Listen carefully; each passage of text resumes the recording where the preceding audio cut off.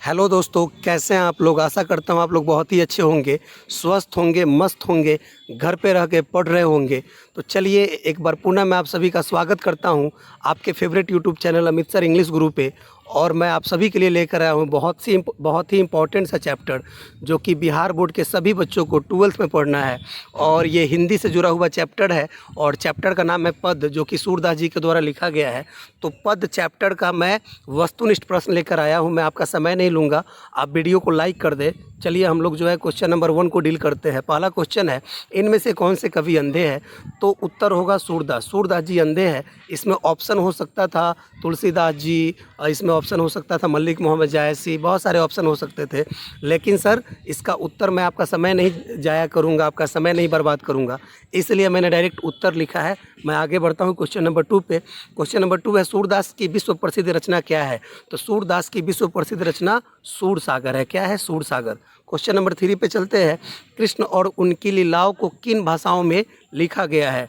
तो ब्रज भाषाओं में लिखा गया है। किन भाषाओं में लिखा गया है? ब्रज भाषाओं में। याद कर लीजिएगा, बहुत ही इंपॉर्टेंट है। ऑप्शन में हो सकता था अवधी, खड़ी बोली, ये सब भाषा ही है। चलिए क्वेश्चन नंबर 4 है, सूरदास किस भाषा के महान कवि है? तो सूरदास ब्रज भाषा के महान कवि है। किस भाषा के? ब्रज भाषा के। हिंदी को जो है विभिन्न भाषाओं में बांटा गया है, ब्रज भाषा, अवधी, खड़ी बोली, तो ये ब्रज भाषा के महान कवि है। 5 नंबर क्वेश्चन है, सूरदास जी किस शाखा के कवि है? तो ये कृष्ण भक्ति शाखा के कवि है। सूरदास जी किस शाखा के कवि है? कृष्ण भक्ति शाखा के कवि है। 6 नंबर क्वेश्चन है, सूरदास के दीक्षा गुरु कौन थे? तो सूरदास के दीक्षा गुरु महाप्रभु वल्लभाचार्य थे। कौन थे? महाप्रभु वल्लभाचार्य। इसमें बहुत सारे ऑप्शन हो सकते थे, लेकिन आपका टाइम बचे इसलिए मैंने डायरेक्ट आंसर दिया है, आप इसको याद कर लीजिएगा। 7 नंबर क्वेश्चन है, विनय, भक्ति, वात्सल्य और प्रेम श्रृंगार किनके काव्य के 3 प्रधान विषय है? तो ये आप याद रखिए कि विनय, भक्ति, वात्सल्य मतलब माता पिता का प्रेम, और प्रेम श्रृंगार ये मात्र सूरदास के जो है सूरदास, ये तीनों का तीनों प्रधान विषय सूरदास के कविताओं में ही देखने को मिलता है। चलिए हम लोग आगे बढ़ते हैं क्वेश्चन नंबर 8 की तरफ। क्वेश्चन नंबर 8 कहता है, सूरदास प्रथम पद में किसे जगा रहे हैं? तो सूरदास जी प्रथम पद में कृष्ण को जगा रहे हैं। कृष्ण को जगा रहे हैं। आगे है क्वेश्चन नंबर 9, सूरदास किस परंपरा के कवि है?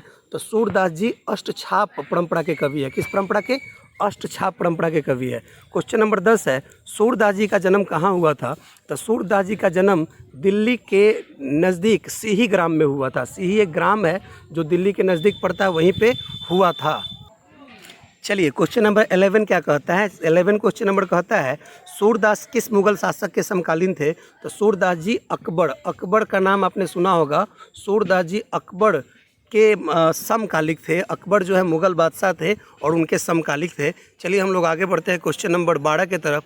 क्वेश्चन नंबर 12 कहता है, प्रस्तुत पद किस कृति से ली गई है?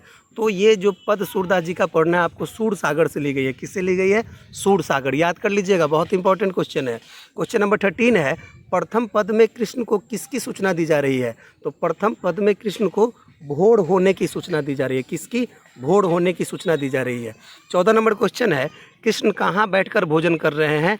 तो कृष्ण नंद की गोद में बैठकर भोजन कर रहे हैं। कहाँ कर रहे हैं? नंद की गोद में। आपको याद होगा उसमें लाइन है, जेवत श्याम नंद की कन्या। जेवत मतलब भोजन करना, और श्याम नंद की कन्या मतलब श्याम जो है, कृष्ण जो है, नंद बाबा के गोद में बैठकर भोजन कर रहे हैं। आगे चलिए 15 नंबर क्वेश्चन है, सूरदास जी दोनों पद में किस रस की अभिव्यक्ति करते हैं?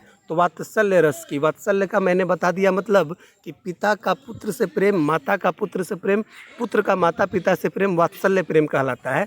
तो वात्सल्य रस की अभिव्यक्ति कर रहे हैं।